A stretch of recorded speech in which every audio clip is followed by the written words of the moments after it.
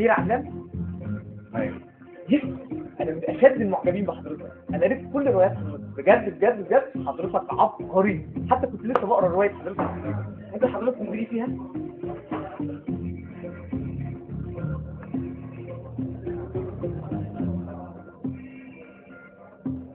ايه اللي انت عملته ده؟ انت يا ابني مبسوط كده ليه؟ ايه مالك؟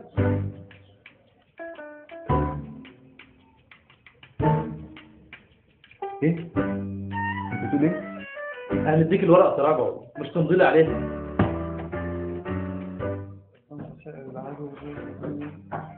أوباما سنحارب الإرهاب بكل قوة. ألا مين أوباما ده؟ تعرفش حاجة موضوع سمير؟ يا عم اوباما ده رئيس امريكا. إيه؟ هم شايف كلينتون؟ بقول لك ايه، خلينا في الملف، خلصوا عشان محتاجينه.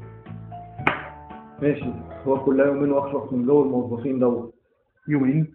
أنت تراجع ولا يا سمير؟ اصلا بكتب اليومين دول روايه هكسر بيها الدنيا. وما كسرتهاش في الروايات اللي قبل كده ليه يا عم الفنان؟ مصر بين رسائل الإحباط وإرهاصات الأمل. ألا تعرف حاجة عن الإرهاصات ده يا سمير؟ المهم لقيت حد كبير ينشرها لك؟ لا بس الروايه دي مميزه واكيد هوصل لحد كبير ينشرها لي. توصل. طب اما توصل ابقى طمني. يا ابني يا ابني قلت لك 100 مره اللي بتعمله ده مش هياكلك عيش. محدش بيوصل في البلاد غير بالوسط. فكك بقى وعيش زينا. ما تروح بقى يا سمير، تاخد من وش. بص بقول لك ايه، انا مش فايق لكم، انا هسيب الشغل وماشي. طب والورق؟ بكره.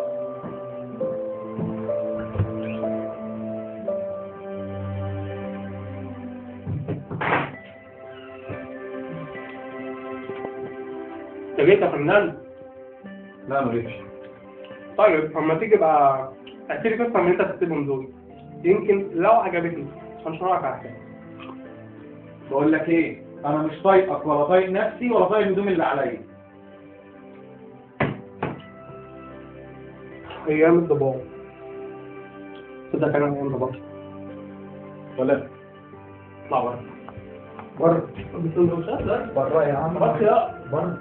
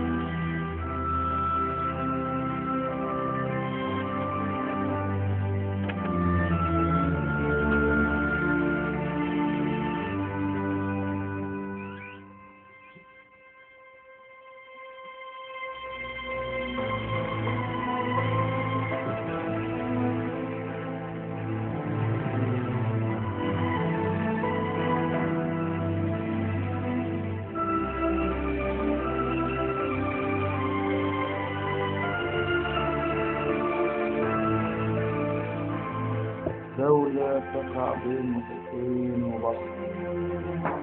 ألا ما تعرفش حاجة عن موضوع السمير؟ سمير شاعر يا فنان يا عم النجم كاتب. يا عم وانت لسه فاكر؟ ده كان زمان. طموحه راح.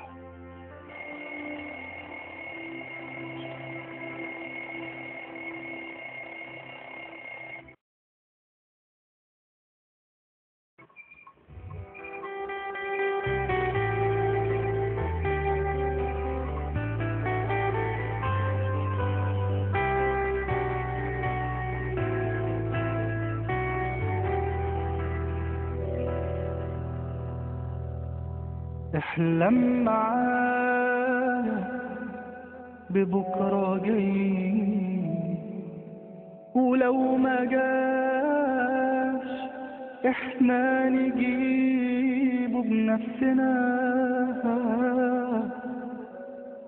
نبدأ نحاول في الطريق، كتر الخطاوي تدلنا على حلمنا.